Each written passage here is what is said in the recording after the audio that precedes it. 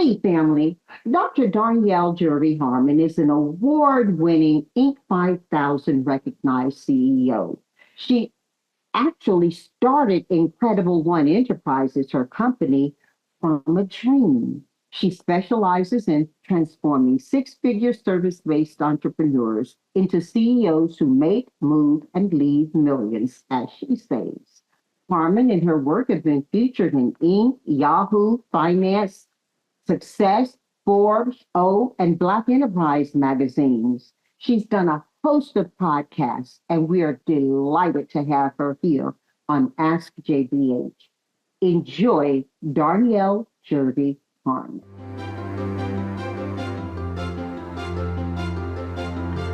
Darnyelle, welcome. Thank you so much for having me, JBH. I am so excited to be here with you. Well, I'm excited to be here with you as well. It is, it's been a dream of mine to have you on Ask JVH because your story, while like so many others, is poignant, enriching, and teaching. It just touches my heart in a certain way. And there's so much for us to discuss. No better place than acknowledging your challenging early life. You were born to a drug addicted mother and father, and you actually experienced your mother's incarceration.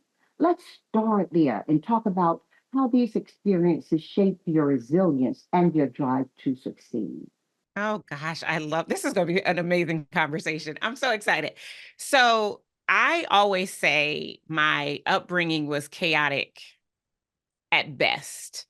I'm so grateful that from a very early age, I had enough foresight to look at what was happening around me and to make a decision that that was not going to be my life. I have seven brothers and sisters on my mom's side, and there's four of us on my dad's side. They share three. And I am the only one of my mom's children who graduated from high school, went to college, and have an advanced degree. So very early, I just knew, and I don't even know. It was a sixth sense, maybe. It was the God in me that there was favor on my life, and I could make a different decision. And so my life has been flowered with making different decisions and breaking those belief barriers, the things that I observed as a child, the things that I took in, the lessons that I learned from my family. There was always a filter that just knew it did not have to be true for me. And I constantly leaned into that. I remember being in high school, and my school guidance counselor, Mr. Cook, he was a savior in so many ways, like Miss Dixon, who had been my first savior when I was in the fifth grade. And he kept telling me how unique and resilient, using the word you just used, I was at such a young age. And he couldn't believe how I had made these decisions to alter my path, right? My older brother, jail, my younger sister, teenage pregnancy, my older sister, like just all around me succumbing to the environment that we were in. But that decision to seek education and to seek excellence at that young age is what led me to being the woman that I am today. It's incredible the woman you are today. She is Thank you. incredible. And listen, we have to honor that because we can learn as much from people what not to do as we do what to do. You did have Absolutely. favorable examples in your life. I think you mentioned the encouragement of your teacher, Mrs. Dixon. Share a little bit more about that pivotal moment when she influenced your youth in a way that has affected your adulthood. Absolutely. I would not be here if it was not for Mrs. Dixon. When I was in her class in the fifth grade, I was a very angry little girl. And I thought rightfully so, right? I had just watched my mom go to jail, and I was living with my dad and my stepmom, who it was no secret that she wished we weren't there. We Mhm. ruined her happy little fairy tale with my father because my dad handled his responsibility when my mom went to jail. And Miss Dixon would not let my anger stifle my potential. I remember I was in the fifth grade and we were going to recess. In class, we had been learning about purpose. Mhm. And just before I walked out the door or ran out the door to go to recess, she pulled me aside and she asked me if I had ever heard of a journal. I Hmm. hadn't. And she gave me a composition notebook, one of those black and white notebooks, nothing special, with this assignment. She said, every time you get angry, I want you to write about it. I don't think Miss Dixon knew that I was as angry as I really was, because I filled that journal so fast.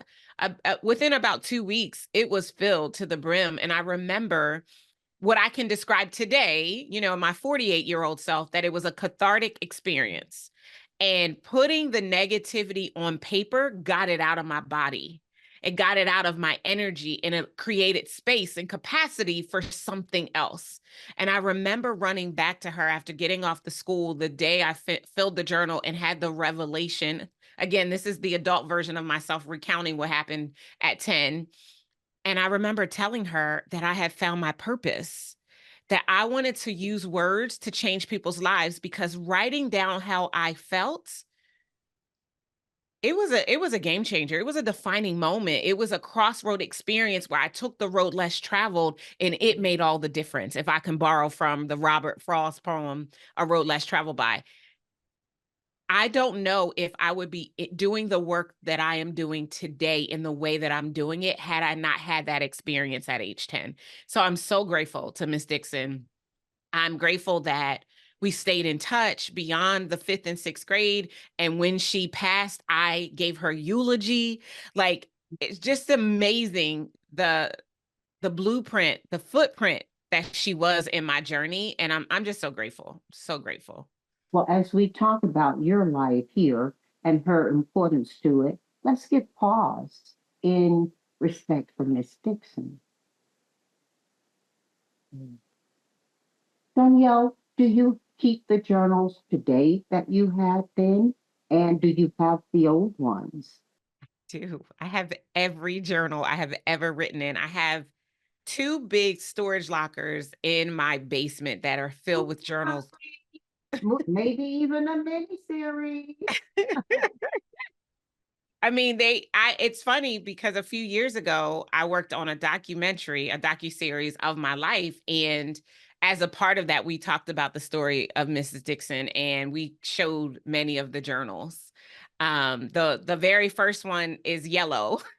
Mhm. 'Cause we're talking a long time ago, but I still have them. And writing and expressing myself through words is still a way that I keep my energy high and allow myself to focus on what's most important, right? The things that happen all around us still happen. We just learn how to behave and respond to them, which, helps to aid our resilience, right? And so journaling has long been and will be for the rest of my life a way that I do self-care. It's probably one of my most important self-care practices, to take time to stop and reflect and to really get to the heart of how I'm feeling at any particular point in time. Because again, it gets it out of my body and allows me to create space and capacity for whatever might be next for me, which is important, especially when you're a high achiever. So all of our high achievers out there who are listening, creating that container to compartmentalize, or maybe not even compartmentalize, but to express how you are feeling when you maybe can't use the words to someone else, because it could create a reaction that maybe that you don't want, right? Because sometimes I can't relate to my husband how I'm feeling, but I can always take it to a journal and synthesize it. And then when it's no longer a space of anger, I can detach from it and have a productive conversation and express how I'm feeling and speak my truth. And it just allows us to always exist in a positive place instead of a place that could take us on a tangent that's not necessarily the way we should go. So many people who I talk with, Darnyelle, keep journals, especially as you referenced high achieving people. Early in my life, I began to journal, and then later in my life, I added affirmations to that.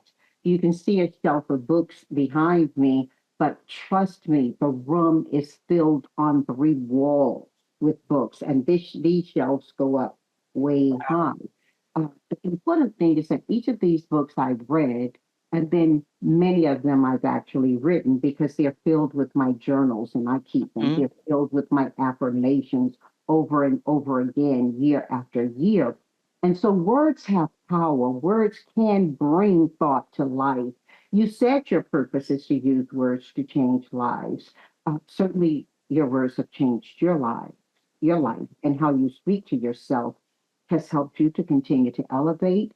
Give us an example or two of how your words have transformed someone else's life or perspective, Before we get into the conversation I'm excited to have about Incredible One Enterprises. Awesome. So just last week, I did a keynote for the Boat Collective, which is an organization that I'm ecstatic to be a member of. They asked me to be the opening keynote for our conference. The theme was paradigm shift. And so my talk was the paradigm shifts that we have to make in order to make more millions, right? And so To earn 214. 1 million, to earn 1 million, you go to jail for making it. The U.S. Mint makes it. You earn it. Duly corrected and noted. Thank you for that. 214 women in the room. Our collective revenue in 2023 was $1.2 billion. Women, making $100,000 a year, and women making 30 or 40 or 50 or $100 million a year, all came up to me to express how my talk opened something in them, helped them to reevaluate something. Several people were like, I want you to come and talk to my family, because the way that you understand money and the way that you were able to articulate it to us so that it could resonate deeply with us, so that we can shift the way we think and then therefore shift the way we act in response to and around money, is changing my life. I am still getting text messages from people talking about that talk. And that was just 2 weeks ago. My purpose in leveraging my purpose is to make sure that every time I open my mouth, I say something that creates a disruption or a shift that changes the way that people live and move inside of their life experience, so that they can make the world a better place. I think, sorry about that. I have these alarms that go off periodically throughout the day. I call them my abundance alarms, to remind me that I sit in the significance of abundance. And so that was my 7 o'clock alarm. My apologies, I should have turned it off. But I do that just to keep myself centered and grounded, because when you are a high achiever, when you're the CEO of a company, sometimes the things that are coming at you want to alter your state. And I want to sit in the significance consistently of just how abundant I am and what I have the ability to create. And that's another example of the types of things that I share when I'm speaking, because I think that art imitates life. And I think that once you figure out how to do anything that moves your life forward, there's an obligation to share it with other people, right? We often quote the Gandhi-ism, be the change you want to see in the world, right? We often quote that. And the best way to be the change you want to see in the world is to allow your words to influence how other people see things, so that they can also experience a change. And that's kind of the way I try to live. Love, love, love, love, love it. Thank you.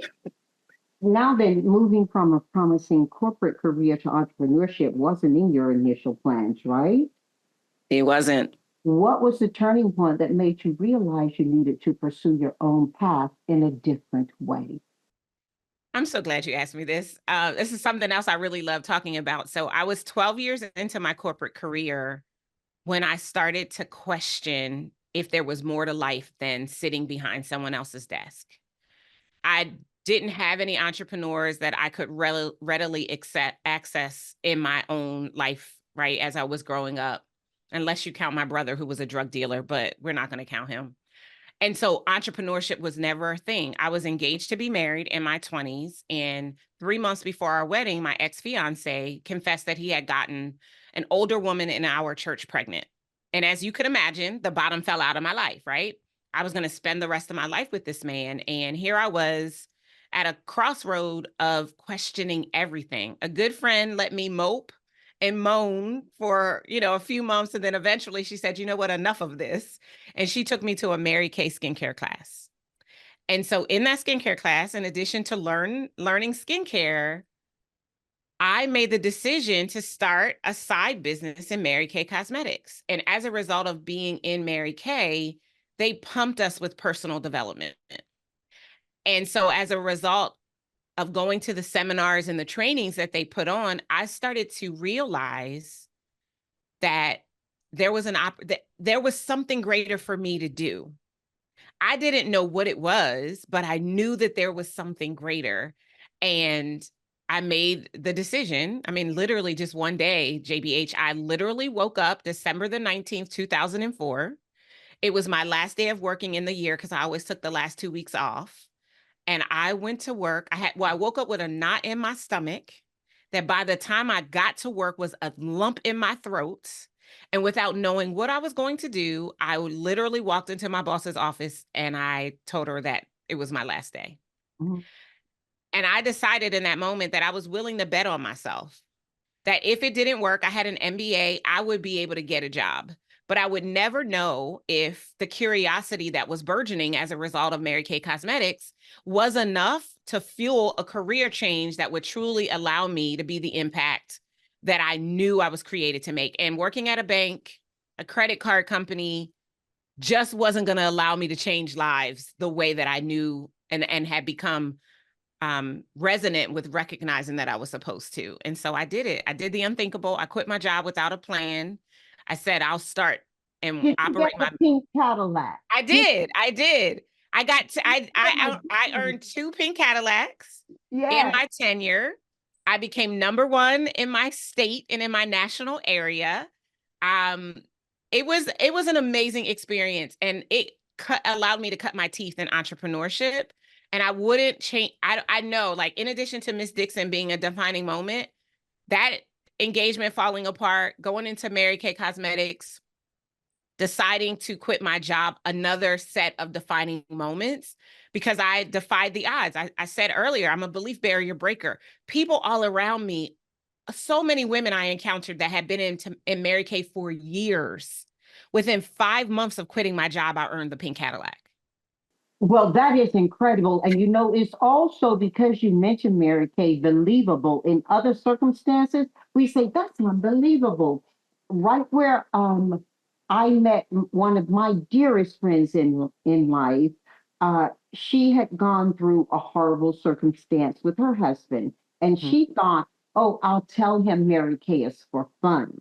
But Mhm. she talked with enough people to understand that it also was for finance, fun Mhm. and finance together.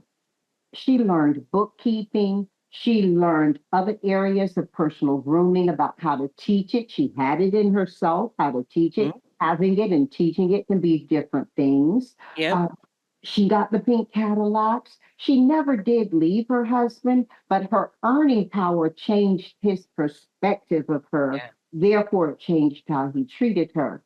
And I asked her, what was it about Mary Kay different than anything else? She said, well, actually, it's the opportunity for me as an African American woman to grow because she felt absolutely no differences there with respect to her race or skin, other than how they taught them to bring out the beauty of it differently than other cosmetics did.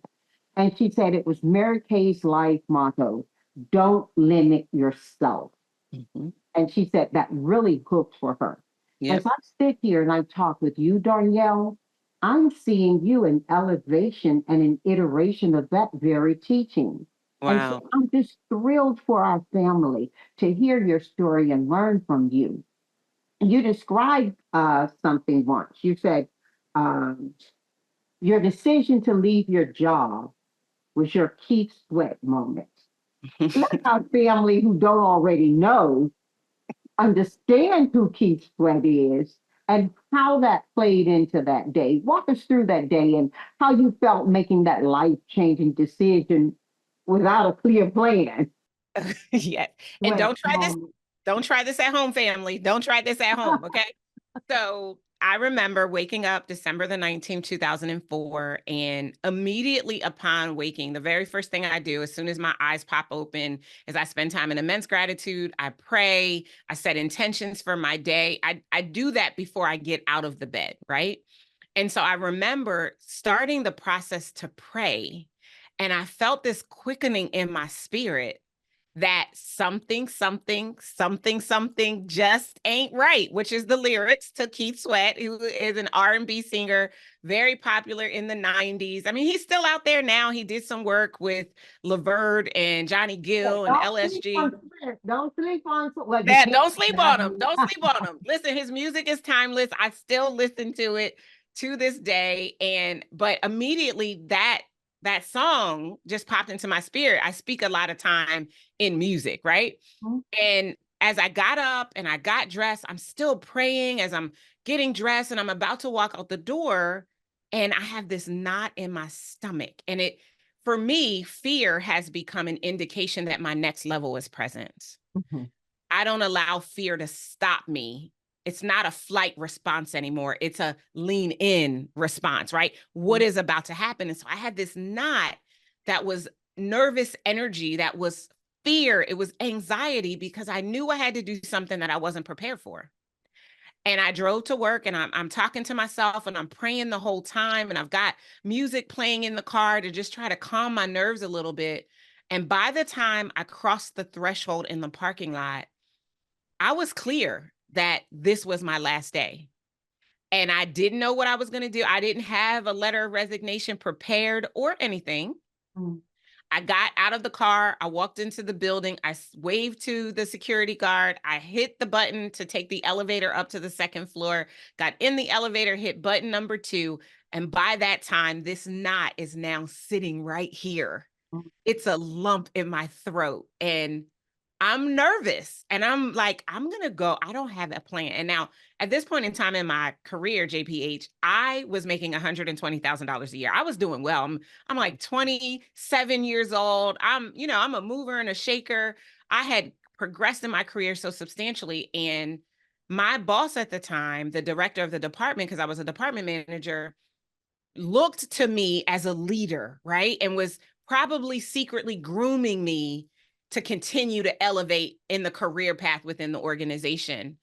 And I got to my desk, I put my bag down, I grabbed a legal size pad of paper. I have never gone into this much depth into this story. I didn't even talk about it this deep in my book. I scribbled on the paper, JBH, today is my last day. And I signed my name and I knocked on her door. She said, come in. I went in and I said, good morning, Carolyn. How are you? And she said, it's already been a day. And I said, well, I think this is going to add to it, but I just need to let you know. I handed her the piece of paper and said, today is my last day. I paused, not looking for her permission, but to make sure she understood that I was serious. And I turned around to walk out. And I went back, I packed up my belongings. I didn't even stay for the day. Like I literally went and packed up my belongings. I called my bestie who was off that day and we went to lunch. And then I remember screaming when I got in my car. I'm like, oh my gosh, what did I just do? I just quit my job. I don't know what I'm going to do. My Mary Kay business at the time was mediocre at best. It was not amazing. And so I'm like, I don't know what I'm going to do. I was smart enough to have savings. That was one of the things my dad taught me from a very young age. He had me when I was 13, I had to put 50% of every check in the bank. Mhm. And even though he stole that money from me, he was an addict, as we talked about already. Even as I grew to become an adult and I started to get a paycheck, I was very big into saving. So I had a cushion to guide me for a period of time until I figured out what I was going to do next. And many of us were brought up, as in my house, where you were taught to save 10%, hide 10%, and keep cash in the house. That's Always right. taught that. Was that yours too? Absolutely. Absolutely. That to the T. Mhm. And Mhm. Mhm. it made a difference. Now what ended up happening, now this was God and me making the decision to quit my job. So I quit on December the 19th. Well, on January the 5th, the company announced layoffs and severance packages for all of the employees. Because I left, because I had that 2 weeks of vacation, my actual end date wasn't going to be until January the 6th. I ended up getting severance and got paid for a full year Mhm. to go out and figure out what I was going to do with my life. I took all of that money and I invested Won't it. God do it? Won't he do it? Mhm. Listen, I mean, it was for me, it was the God wink that this was what I was supposed to do, that I was supposed to walk away from that job. Mhm. And it took me about 2.5 years. I did Mary Kay full time before I realized that I was supposed to start Incredible One Enterprises. But I mean, I am just grateful that I That was have always been. necessary for you. That Mary Absolutely. Kay, that was necessary for So you because necessary. it didn't just tide you over. You had a year's income that could tide you over. It didn't just give you something to do while you waited to see what would happen for you. The God wink it told you something was about to happen. Be Yeah. open, listen, and learn for it. I think it was really important because it allowed you to emotionally and spiritually adjust yourself for Incredible One Enterprises. And then on that night in September 30, Mhm. 2007. Mhm. Wow, you dreamed Incredible One Enterprises. I What did. Darnyelle led this vision to come to you? And really, how did it evolve from an initial dream to this reality, this beautiful reality? So I finished my second pink Cadillac on September the 30th, 2007. Unlike the first one, which happened without me even realizing it was happening, the second one I really had to work for. And I hold the belief, JBH, that when God gives you something, it doesn't need batteries. And Mm, so I worked really, really hard, which was an indication to me that this was coming to an end. And so that night after we finished, whoo, blood, sweat, tears, the whole nine, as I was going to sleep, I said, Lord, I know you have something else for me. Will you show it to me? Now, I did not expect for my dream to reveal it. And so what happened in the dream is I saw myself, I was dressed to the nines and I was walking into a building that had a marquee that read Incredible One Enterprises. Now, before that point, there was no thought of my own business. There was absolutely not a business name. There was no visions of an office building that would have my name on it. So I believe that when you are in alignment with your creator, he will speak to you in a multitude of ways, right? We know that for Moses, it was the burning bush, right? You know, mm, it could be any scenario. And for me, it was a very clear and vivid dream. There was no questioning when I woke up that God had delivered the answer to the prayer I had just made to him the night before. And I immediately sprang into action. I was like, okay, my company's name is Incredible One Enterprises. Well, what do we do? And God reminded me, when you were a little girl, I gave you your purpose to use words to change the lives of other people. And so for me, that meant two things. I was going to write because I love writing. So I wrote my very first book and I was going to get myself booked to speak. And that's what I did. My first book is called If You Understood My Past, You Would Understand My Praise. And it chronicles my story about my first ex-fiance and that, that clash that was actually a defining moment, right? I believe that the definition of salvation is being snatched out of harm's way. mm, One of my good friends, Patrice Washington, says that first, God gives you a pebble, then he gives you a rock, and then he hits you with a boulder. mhm, That what mhm, happened with my mhm. ex-fiance was my boulder, because if I would have paid attention to the signs, it would have never gotten to the point where he would have gotten someone else pregnant 3 months before our wedding, because I was never supposed to marry that man. Thought was good because he got to be before and not Yes, months after. absolutely. Darnyelle, you face significant challenges that you're sharing with us here, including not just disappointments, but financial struggles. And you had enough of that in the early years of your business. How did you maintain your faith and your perseverance during those times? Let's go there. Let's talk. Yes, absolutely. So in 2010, officially, I filed bankruptcy. And I only say officially because that's when I actually got the courage to go through with it. I knew I needed to file before then. I made some terrible decisions with money. There is no excuse. I was not taught, right? I was born and raised financially illiterate like many of us. Mhm, And what I thought you did with money was actually not always sound, right? And so I made some really bad decisions. By the time I was 35 years old, or yeah, around 35, I had $250,000 in credit card debt. mhm, I shudder as I think about it, not because I'm no longer embarrassed about it, but there was a point in time where it was a place of shame and guilt. And that is part of the reason why it took me so long to file bankruptcy, because I was so afraid of what people might think. But what I had to recognize and remember, JBH, is that my father in heaven, he saw me as who he approved me to be before I was formed in my mother's womb. So your question was, how did I maintain the faith? How did I allow these circumstances that are debilitating, that could take anybody and put them into a sea of depression, to actually be some of the most important defining moments in my life? Is because I have never forgotten who I am and whose I am. I Mhm. am a God girl unapologetically. And the God in me recognizes that I am not the sum total of the mistakes that I made.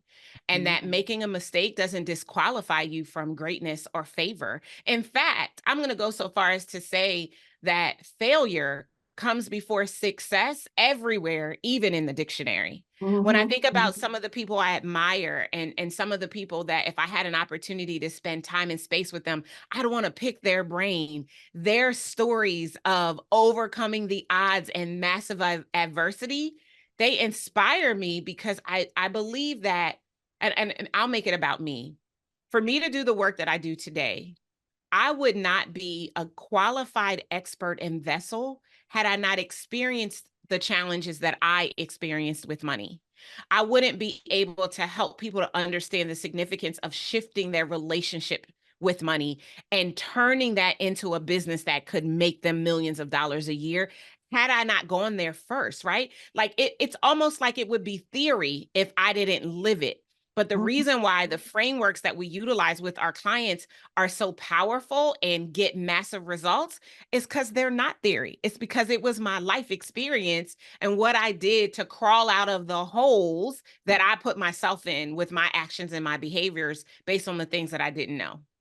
So, Darnyelle, then you talk about it's not, it goes beyond theory, it's about living it. Many people are living some of the circumstances you engaged in. Many of them are listening to you right now. They may not take the path you took to entrepreneurship. Uh, Going back to work after feeling like a failure in your own business had to have been difficult. What did you learn from that experience that helped turn things around for you, that can be lessons to people who may not go into entrepreneurship, but still need to understand they're working for themselves in Yeah. somebody else's business? Yeah. Two things just popped into my spirit. Number one is a quote from Mary Kay Ash, right? She used to always say, "You can't give up because you never know what's around the next corner." Mhm. Right. And then the second is simply this: if it doesn't kill you, that means there's still purpose in you. If I wasn't supposed to be here after making any one of the myriad of mistakes I made on this journey, then I would have been taken out of here. But I'm Mm, still here to live, to turn the test into a testimony, to turn my mess into a message, because it can be used for someone else. I love the Marianne Williamson quote from her poem, Our Deepest Fear. She says, "One, as you let your light shine, you unconsciously give others permission to do the same. As you are liberated from your fear, your presence automatically liberates others." It mhm, was hard to be in the circumstances and situations that I was in at the time. But because I am a woman of faith, I always knew that failure is feedback. It's an opportunity to learn, it's not death. And because of that, I was always willing to get up and dust myself off one more time and to see if we could turn things around. I would learn, right? I never made the same mistake twice because I was paying attention to what I did, right? We would call that in business a SWOT analysis. I would mhm. look at the strengths, the weaknesses, the opportunities of and the threats of any mishap and evaluate what I could tweak and change in order to prevent that from being the reality the next time. And I think that for anybody in the family who's out there who's listening right now, who's trying to figure out how they continue to navigate maybe some of the things that they're going through right now, look at what happened, retrace your steps, and evaluate what you might do differently if you looked at it from where you are now. Yeah. And give yourself permission by forgiving yourself to take one more step, to get up one more time. Because I promise you, if it didn't take you out, there's still purpose in you and there's still something to be gained from you showing up and showing up fully. Yep. If it doesn't take you out, let it lift you up. Yes, I love that. That's so good. Darnyelle, uh, speaking of success, I'm interested to know how you define success. And in frame from that, how are you measuring your relationship with the rest of your blood family now? Mm, Many of us, I would think to say most of us, especially those listening to you right now, if not the first in their family, certainly know or know of the first in their family. For first, you're the first one to graduate high school, to go on to higher education. mm, I'm the first one in my family to build a multinational business. First exists on and on and on. yeah. And along with first comes some guilt, some feelings of concern, and how do we keep things? Where are you with your family, and how are you defining success? I ask those two questions together because I take from your spirit conversation that you're about the whole person Mhm. and not just the day person. Yes, I agree. So for me, success is being in alignment with God and living each day in your purpose. Success isn't about a dollar amount in a bank account, a car that you drive, or a house that you own. I believe that success is measured based on who you are internally and not what you have externally, right? Mhm. As it pertains to my family, so in my immediate family, I have a good relationship with my mother today. My father passed away in 2022. Um, which in his last 33 days, there were 33 days between his diagnosis of stage 4 liver cancer and his passing. We had an amazing time together. Mm, I've been in therapy since I was 19, on and off, doing my work to forgive. I think my parents did the best that they could with what they have.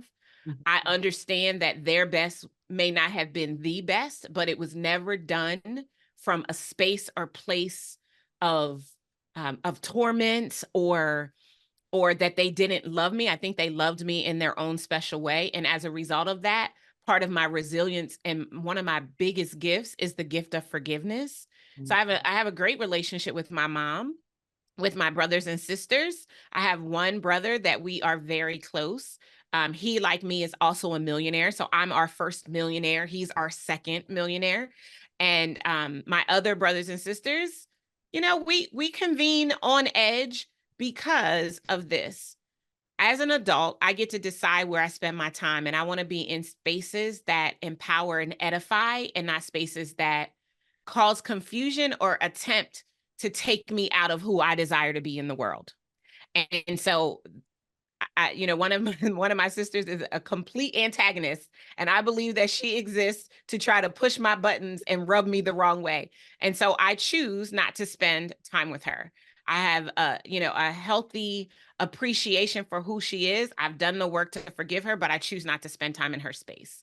And that is my right to do so. My extended family, they are grateful, happy, celebratory of who I am and my success. They're just grateful to see the Jervey name out in the world, right? Which is amazing. And I think that for me personally, and what I would say to anybody in the family that, has similar relational struggles with who their family is, at the end of the day, make a decision to honor who you are and what is most important to you.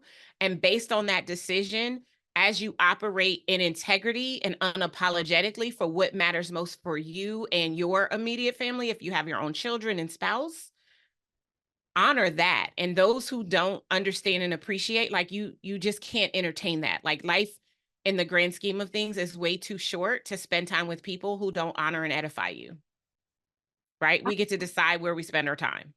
Thank you so much for that because I know that that is something that many, many people deal with, actually struggle with.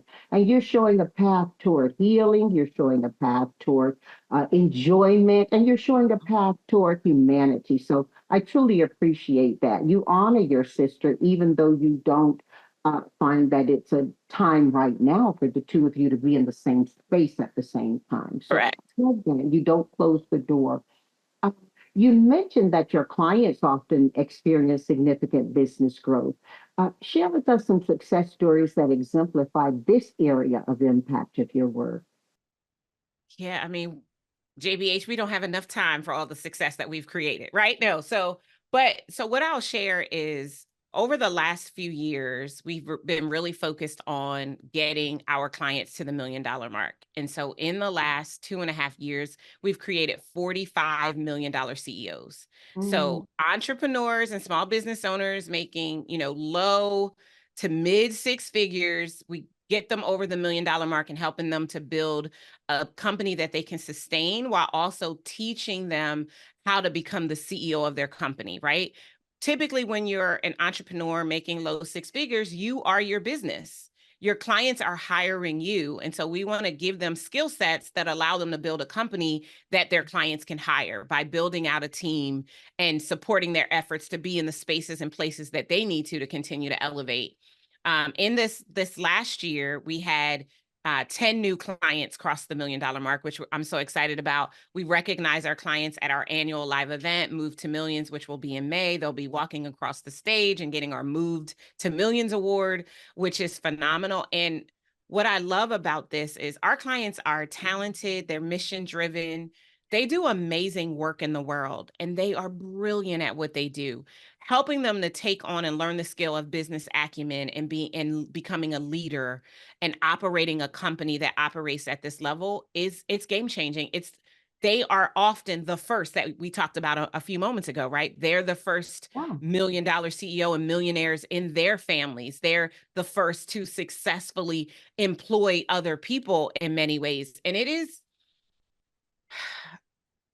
all inspiring. And I am always so humbled by the fact that the girl from the projects of Wilmington, Delaware, am a catalyst for this level of change in other people's lives. And, I mean, listen, if you cut me, I bleed, right? I'm just as human as everyone else and crazy and quirky and all of those things. But it is so amazing and humbling to realize that I am using words to change the lives of other people. I am helping people to create generational wealth, right? I think we need more Rockefeller wealth in the Black community, right? We need more 7 generations of wealth existing because of the businesses that we build. I think about your own journey and trajectory and what you've accomplished with your company and making billions.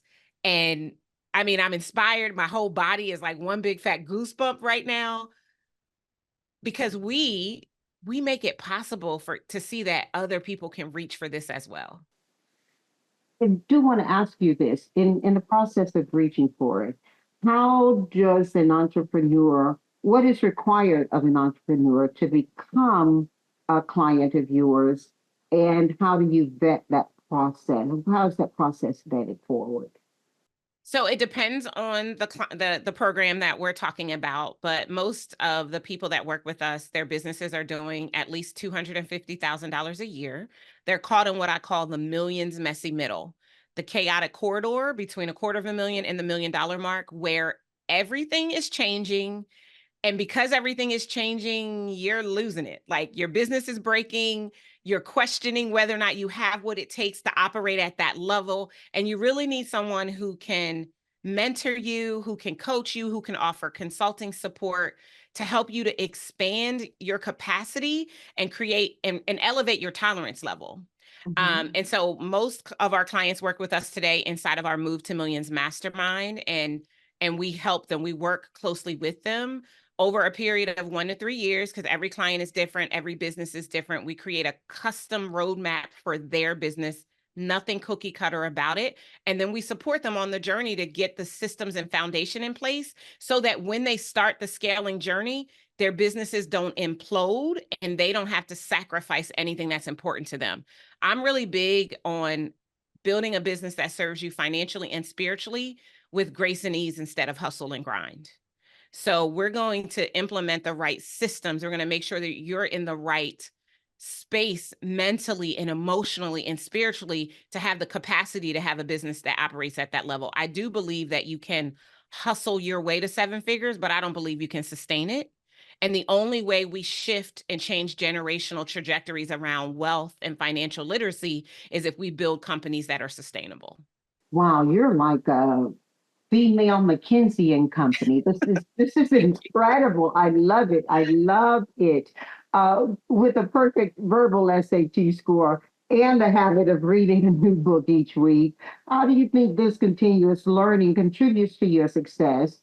Is the reading of a new book each week something that's a part of that entrepreneur program that you're running? And what type of advice do you give people listening right now with respect to your own personal uh, practice? Yeah, so I believe that leaders are readers. Mhm. And JBH, I have watched TV many a time and never has money popped out of it. And so I believe that the amount of hours you spend watching TV is going to be equivalent to the amount of dollars that you are leaving on the table that are not coming into your business. And so I don't work all of the time. And we've talked about this. I love words, right? Hence Mhm. the perfect verbal SAT score in high school. And so for me, reading has always been a thing. And so every single week, like you, it's not behind me. I have one bookshelf that goes all the way over to the wall over there. I have a whole walk-in closet filled with books. So I love to read and I spend as much time as I can with my face in a book. And for a couple of reasons. Number one, because I want to always be expanding my knowledge pool, right? I believe the saying is school is never out for the pro. I don't ever want to operate as if I'm a know-it-all. I don't know it all. I know what I know, and I'm also know the things that I don't know that I need to learn. But there's a whole nother category of things that I'm not even privy to and wouldn't be unless I was constantly putting myself in a position to be able to learn. And I think that a true leader is first a student and creates an environment that allows other people to teach them, right? My employees, they can teach me. I don't even want to know everything. Right? That's Mhm. a lot of pressure. So for me, reading, has always been a thing. In our programs, we don't require that they read a book every single week. We do give them 4 books a year. So every 90 days, we have our mastermind retreat and they get a new book every quarter. And then we also have a preferred or recommended reading list of books based on where they are in their business and what they are looking to accomplish that we will recommend to them that they read. And so that's the other reason why I read. I'm always looking for fresh approaches. I think that when you are a business consultant, and especially as the marketplace changes, right? We're in a different marketplace in 2024 than we were in even 2023 and we were pre-COVID. And so if I'm still trying to use my pre-COVID strategies in a post-COVID marketplace, I'm probably not going to be successful.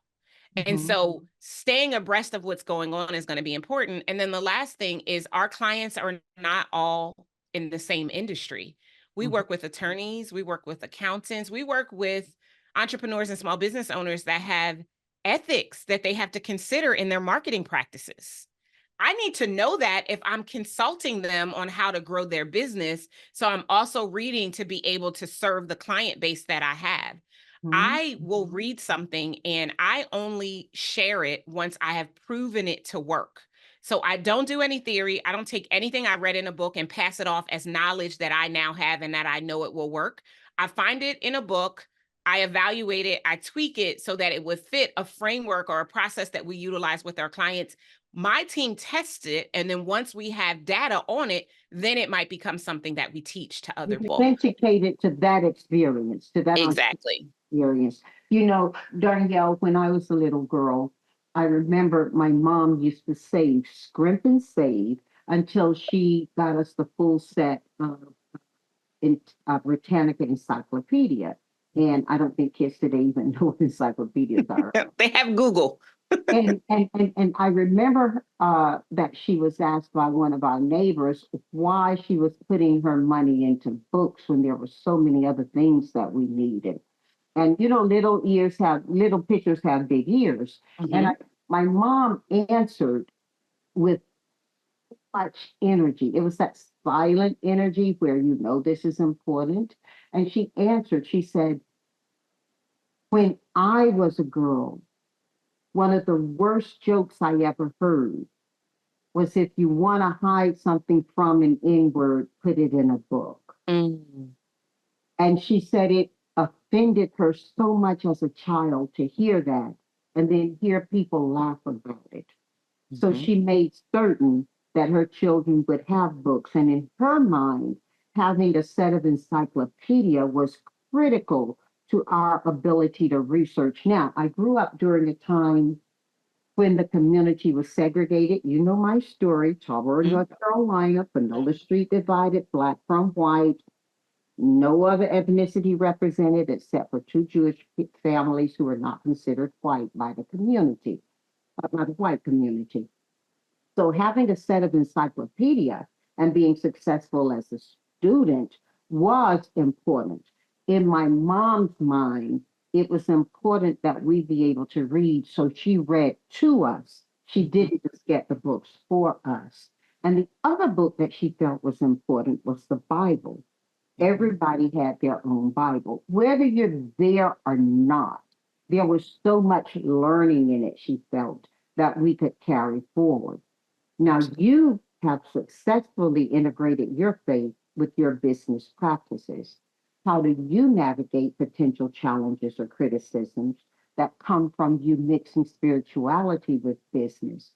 How do you keep it legal? You know what's interesting?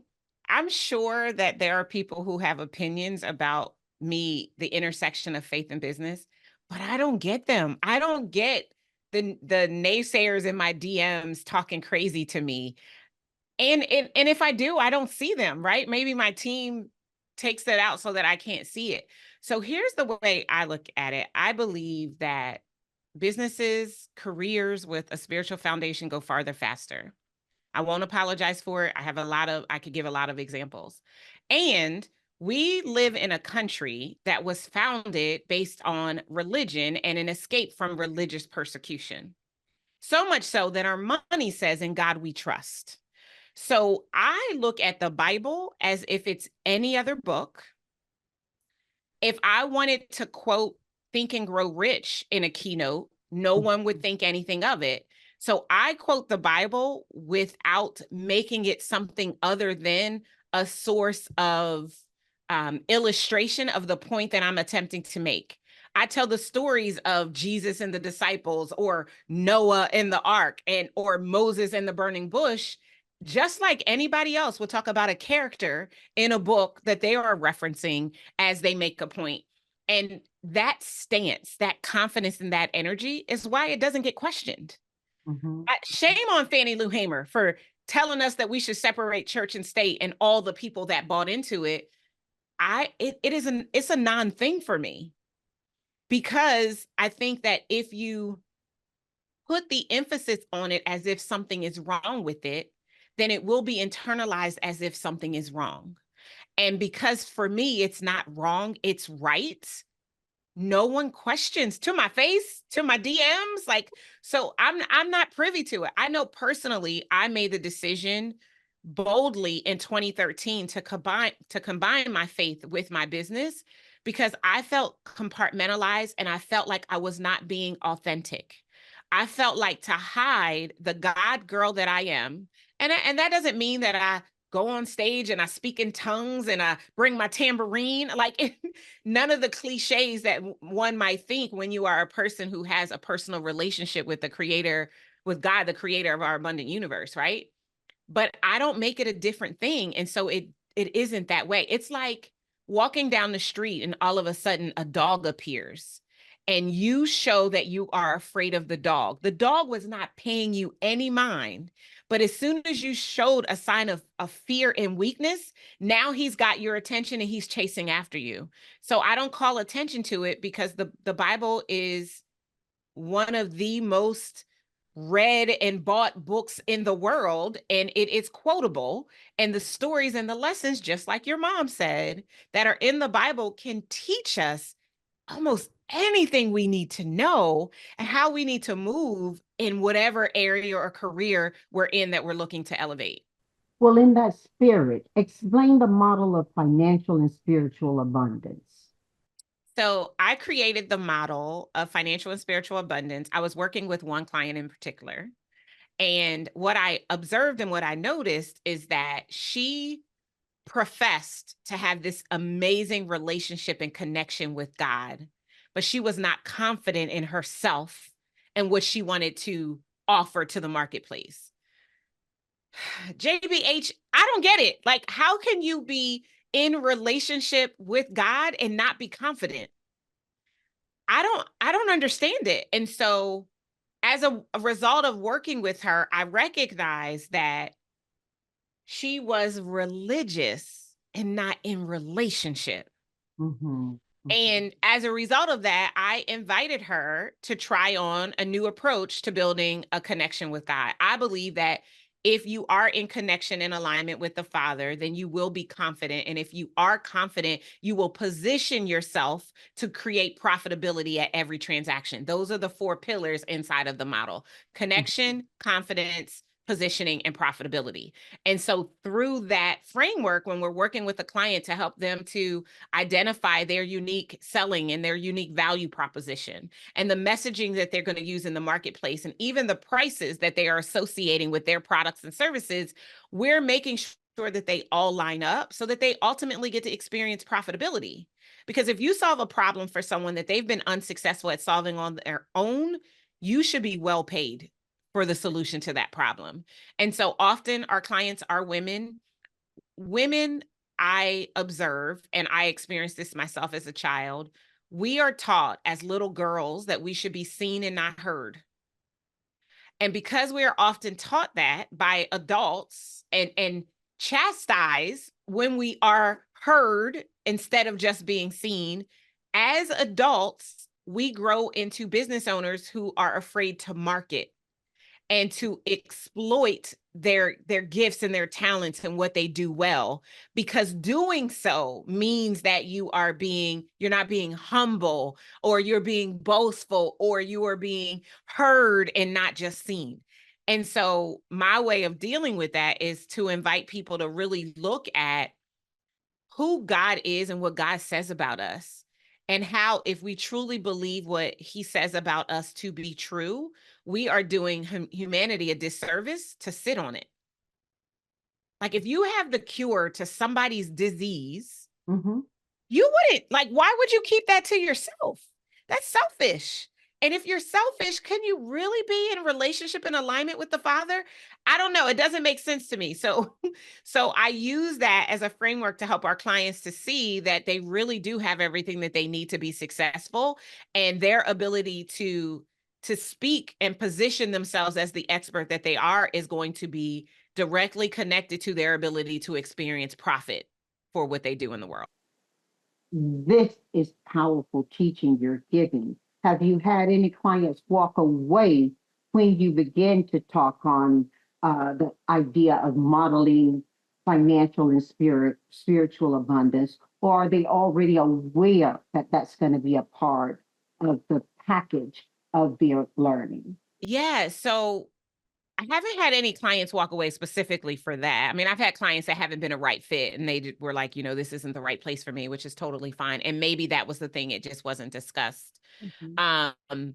But I do think that people know it, right? I'm not secretive about who I am and my work, and the fact that I am aligning spiritual principles with business growth strategy for my corporate clients or for my entrepreneur and small business clients. So it's not a secret. I have had clients who would deem themselves to either be atheists or agnostic that come to work with me, and as a result, they find reason in their own life to seek a relationship with God. I don't pass the collection plate. I don't necessarily give the call to Christian discipleship. I live myself in a way that I think it is admirable and it is inspiring for people who want to experience joy, peace, and abundance at the next level to maybe consider it for themselves. But it's definitely not a secret. I don't think anyone would be surprised, because I think if you go find me anywhere online, you will see that the two are consistently combined. That's true. That is true. I've seen that, Darnyelle. As we look ahead and before we go to 4 for 4, what's next for Darnyelle Jervey Harmon and Incredible One Enterprises? How do you plan to next level everything for you and for your clients? I love this question. And I love it because, this is what I'm actively thinking about, right? I just released a book last year at the end of the year in November on my Move to Millions method, which is doing amazing. In 2 months, we sold 10,000 copies of the book, which is phenomenal. I'm already thinking ahead to my next book. So that's something that's really important to me, continuing to use words to change the lives of other people. And I'm really focused right now, JBH, on expanding my footprint and making sure that more people know that this is a viable option for them in the land of entrepreneurship, that everybody is not out here purporting a message to hustle, hustle, hustle, hustle. I know we live in a country where the backbone of our country is hard work, and most of us were taught when we were growing up that you had to work hard for money, but I believe that there's another way. And so expanding my reach without having to compromise my message is something that's really, really important to me. And I've set a personal goal that I want to create $500 million CEOs. And so my next level is about continuing to do the work in a way that allows us to really expand our capacity to serve more people, because I want to shift and change the statistics around small business. 0.5% of Black women-owned businesses cross the seven-figure mark. That is abominable. Like, it's just crazy, right? I mean, even the fact that only 4.2% of all businesses, 33 million businesses in the United States, and only 4.2% of them make seven figures a year, that is ridiculous. There should be way more. And so I'm going to be more vocal. I'm getting myself out there more to do my part to help to create more companies, because the more companies we have that are making millions, the stronger our economy becomes. Earning, earning, earning. Earning. Thank you, thank you, thank you. Thank you, thank you, thank you. Earning millions of dollars. The more that we have, the better it is for the economy, for the country, for our legacy. I believe that legacy is financial. Sure, pass down your recipes, but when you're passing down those recipes, let's shift generational trajectories by not only leaving wealth, but teaching them about money so that it can carry on for multiple generations. And it starts with earning millions of dollars inside of your company. I love that. I love that. I love that. And it's so important. Thank you for being open to changing the language Yes. to earning. It's not just the fact that making money sends you to jail in just about any country. It's also that the distinction between making and earning are deeply spiritual, It is. deeply mental, and deeply important to Yes. your culture of your company. We don't make money. We don't I get it. put something to, and boom, there's money. We Yeah. earn it, and Yeah. earning requires a certain engagement and process. You are an incredible woman who I've waited to have on this podcast, and now I'm excited to go 4 for 4 with you. Are you ready? I'm ready. Okay. So, Darnyelle, I'm going to ask you 4 questions to which you'll give me 4 answers. There are no wrong nor right answers, okay? And the first question is, you get to invite anyone to dinner who you wish to have present from past to present tense, so long as they're human. Who's at your table and why? Yeah. First, Tyler Perry. When I think about Tyler's story of perseverance and resilience, it inspires me. It inspires me so much more than other stories that are out there that are so great. When I think about him doing those plays and wanting to give up, but listening to the voice of the Lord and not giving up, and doing it even when the numbers weren't substantial enough for him to be able to earn from it. And then when it flipped, when he walked outside and he saw the line around the building. Whenever I am having a day and I am questioning, it makes me emotional because I love his story. Yeah. When I am questioning my purpose and my season of doing this work and it's hard and I get a no, I think of Tyler, and it gives me the courage to keep going. And so I would love to be able to sit and have a conversation with him and just pick his brain and Have you just visited some of his YouTube posts? Have you seen some of the conversations he's had, whether with Joel Osteen or Yes. where All of them. I had my nephew. We were in London right at the same time when the Queen of England, Elizabeth, passed away, and we were actually staying in the hotel looking at the building that her body was being delivered to, Mhm. with lots and lots of security around us. And I told him, just sit and just listen to these three that we were YouTubing, right? These three Mhm. links on YouTube. And he came back to me later and he said that was so powerful to him. It was Mhm. almost as much teaching as he had gotten in the 4 years he was in university.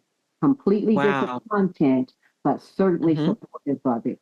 Tyler, I'm with you. I'm with you. He really does have a Yeah. gift on him, and I think he continues to give that gift forward. I think he may even have talked one time about when you have a gift, it's for you to share. It's not to Yep. keep it in a box and hold it. And So, I love his benevolence. He's so generous. Like I just everything about him. I just love it. Second person, Eleanor Roosevelt.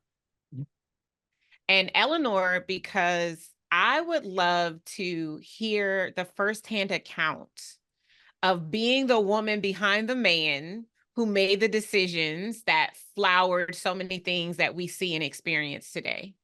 Um, I've always been intrigued by her story and her journey, and I think it would be really cool to just sit down and have a conversation with her. and she didn't need to have it out loud. As a matter of fact, I don't think she Right. actually could have had it out loud Right. about what she was doing. I know I saw a picture of her on the wall at my alma mater, North Carolina A&T State University. Right? Right. Yeah, I was gonna say Aggie Pride. I said, what is Eleanor Roosevelt doing up here? And I read further, and she actually had so much investment in the Yes. education of African Americans back then and Mhm. during her time. And she saw the power of a school that I don't know if you know it, North Carolina A&T is the largest land grant school in North Carolina. You talk about having her hand in so much and her influence. It was her decision making, beautiful, beautiful dinner going. Who else you got, girl? Yes. Okay. Third person sitting with me at dinner is David Cameron Jacondi. He wrote the book A Happy Pocket Full of Money. Mm-hmm. That book changed my life in the way that I look at money. Mm-hmm. I just want to tell him thank you. Mm-hmm. I just want to tell him thank you. And then the last person is Whitney Houston because I want her to sing. I want her to sing to us. Beautiful dinner party. Beautiful dinner party. I'll give you another person you can have at the table so long as it's genuine. I want to be there with Oh, absolutely. Like I all thought that that was given. I laziness thought it was going me on. and you having dinner with these four people. Hey, hey, hey, hey, you cook or I cook, okay? All right, let's go 2 for 4. Music. What four pieces of music, artists, or compositions are you listening to right now, and why? I this was probably the toughest question to prepare for because I don't know what's on the radio today. But let me tell you who I'm listening to right now. So I am listening to Anita Baker. I Mm-hmm. love Anita Baker. Just everything about her. I Concert am at the Crypto Center, Oh, okay. and she made it feel like an intimate room. That Yeah. a center, she made it feel like an intimate room, Yeah. Darnyelle. I love Anita Baker. I just love. I will The like probably drive musicians are home and listen to Anita incredible. tonight. Second person that I'm listening to right now is Daniel Caesar. Mm. I really love his music. My husband and I got married to one of his songs, and so we Which listen to that a one? Which lot. one? I Get You. Yeah. Um, third person I'm listening to right now is Usher. Seeing him at the Super Bowl brought back all the songs. I'm like, oh, let me start listening to Usher again. Okay, Earth. Okay, Earth. Right. And then the fourth is Whitney Houston. I love Whitney. I do. I love her. I love her. I love her music. Yeah. So those are my four artists. Somehow, Darnyelle, I thought Keith Sweat was going to be in there, but you got a great playlist regard. Yeah, I mean Keith is on the playlist, but Mhm. he Right, doesn't have regular rotation like right, these right. four artists do right now. Okay. So we're going 3 for 4. What 4 books do you recommend that our family read and why? So the first is A Happy Pocket Full of Money. Mhm. So if you really want to understand the psychology and neuroscience around money and what money really is, I highly recommend the book. It's the book that changed my life. I don't think we talked about this very much during the interview, but I filed bankruptcy in, as I stated, in 2010, and the bankruptcy trustee required that I take a financial literacy course in order to discharge my bankruptcy.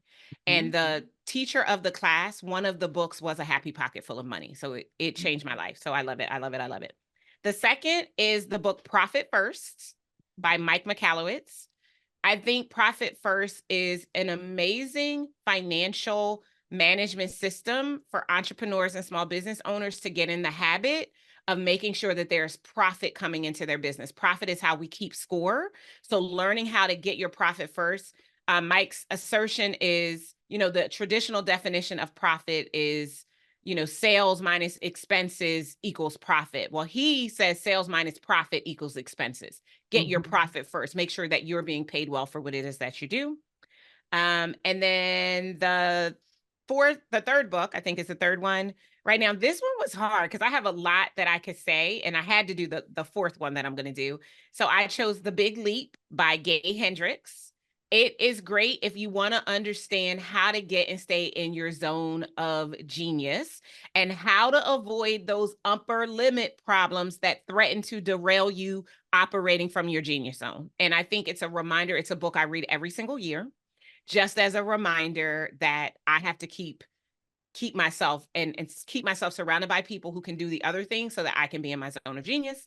And the last book, of course, I have to say this book is my book, Move to Millions, the proven framework to become $1 million CEO with grace and ease instead of hustle and grind. Fantastic. We're at 4 for 4. You've given so much richness to this conversation. Dig hard. Give us 4 pieces of advice that you think would be really important for our family to adhere to. And Darnyelle, if it was gifted you by someone else, pay homage and name the person. Absolutely. The first piece of advice would be to never give up.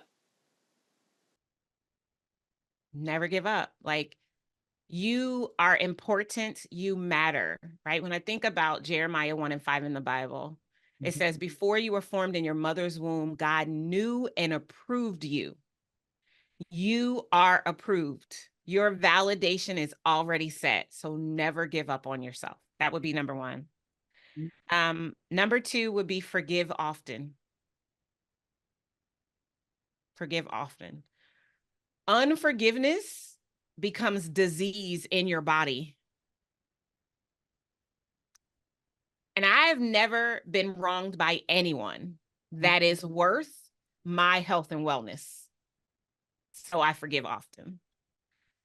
Number three, speak your truth and stand in your power. If it is true for you, it is worth saying to someone else, especially if what they are saying or attempting to do threatens your truth. Yeah. And then number four is life is short. So go after your dreams, chase your purpose. We only get one.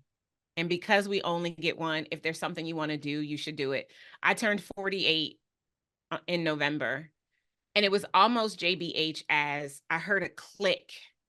I heard a switch flip at turning 48. None of us knows when our sun is going to set. And I realized that it is possible that I won't live another 48 years. And so it helped me to truly reevaluate what's important to me, what's priority, and what are the things that I want to do. And if it's something that I desire to do, I am doing it unapologetically. And making that decision is such a game changer for me because I have at many times in my life sat on the sidelines like, oh, Paris. I could go to Paris. I could afford to go to Paris. I'm a billionaire, but I'm not going to Paris because of all the things that I would have to do to be able to make it okay to go to Paris. No, if I want to go to Paris, I'm going to Paris. Like, it's just like, whatever it is that you desire to do, do it, and do it understanding that it's a gift, that first you have the desire, and that second you actually get to live out the desire. Wow. Darnyelle Jervey Harmon. What a visit. What a joy. From my heart to your home. Thank you.